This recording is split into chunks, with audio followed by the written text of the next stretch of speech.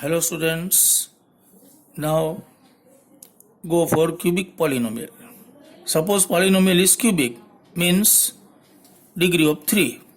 Okay, the graph of cubic polynomial, this is standard form, ax cube plus bx square plus cx plus d is always a wave shape. Recall previous topic, linear polynomial has graph of line. Linear polynomial always shows line.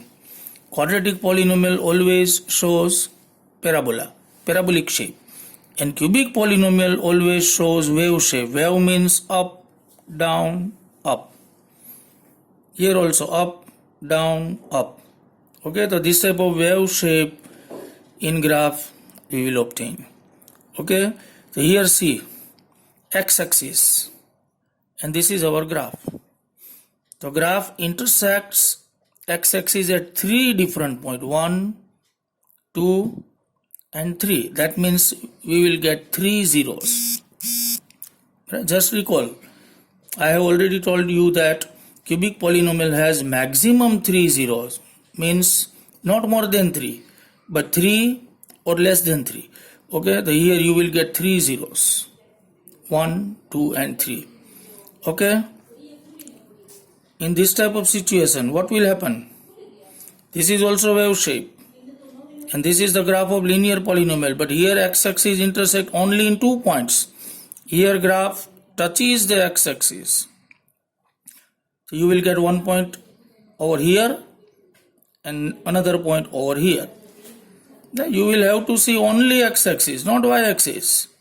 Okay, the x-axis intersects this curve or graph at 2 different points. Okay, then you will get only 2 zeros.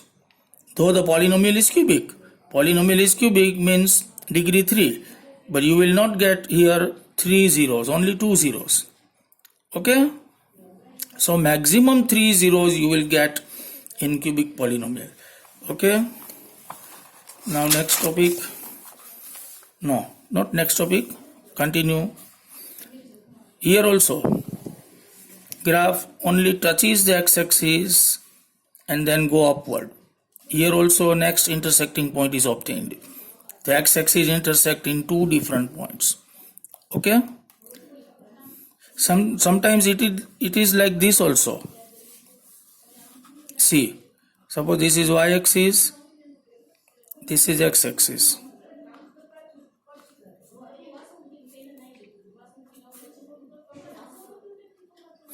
And graph is like this.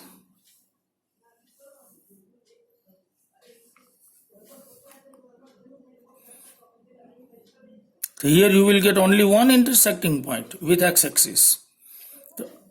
Though it is cubic polynomial, but it intersects x-axis only at 1 point, so you will get only 1 zero. That is why we are saying that cubic polynomial has maximum 3 zeros. You will get maximum 3 zeros or 2 zeros like this, or only 1 zero. Okay, so this is all about graphical representation.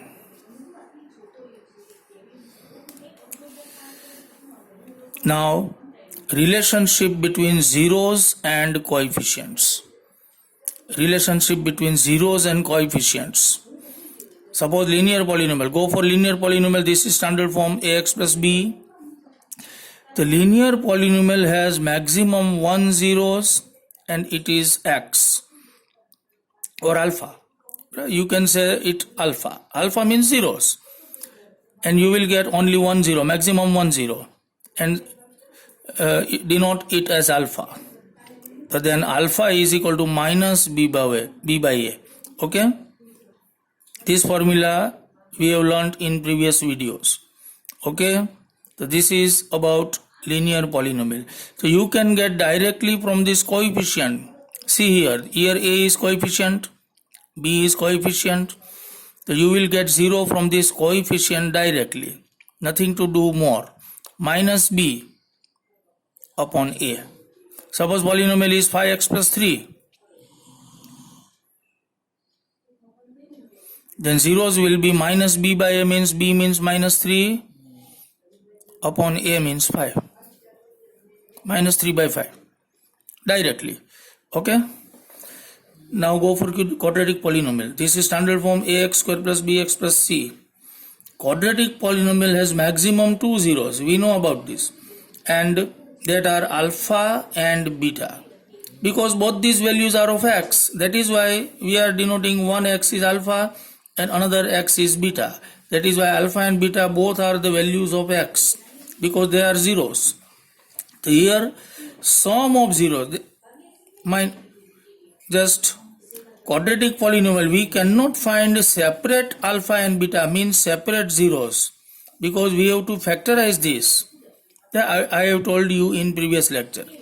To find individual zeros, we have to factorize this quadratic polynomial. But here from formula you can get sum of zeros, means both the zeros. Suppose we are not having individually both the zeros, but we need only sum of the zeros. Then one zeros is alpha and another zeros is beta. You can get sum of zeros, alpha plus beta. So you can get it directly from formula minus b by a. B means this coefficient of x and a means coefficient of x square. Minus b by a. You will get sum of zeros, alpha plus beta, not individual zeros, mind well. And product of zeros, alpha into beta. Suppose we are not having separate zeros, but we need only product of zeros. You will get directly from this coefficient c and a. Let's c by a. C means this constant term of polynomial and a is coefficient of x square. C by a. Okay. The sum of zeros and product of zeros for quadratic polynomial. This is for quadratic.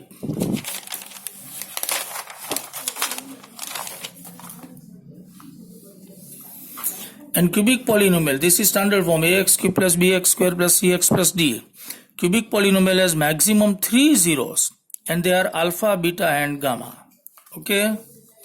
The sum of zeros means alpha plus beta plus gamma. Same formula minus b by a. But here minus b is coefficient of x cube.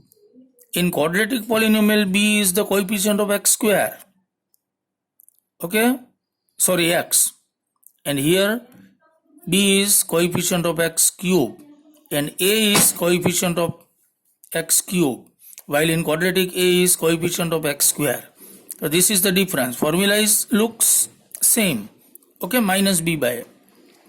Sum of product of this is new term. Sum of product means first you will have to product individual 2 zeros and then summarize it. Summation. The alpha beta plus beta gamma plus gamma alpha is equal to c by a. This is new one for cubic. And product of zeros alpha into beta into gamma minus d by a. D means this constant term. A is coefficient of x cube. So you will get directly sum of zeros, product of zeros and sum of product of zeros from these coefficients directly from the polynomial. No need to factorize it. But if you will have to find individual zeros, then you will have to factorize. Okay. Thank you.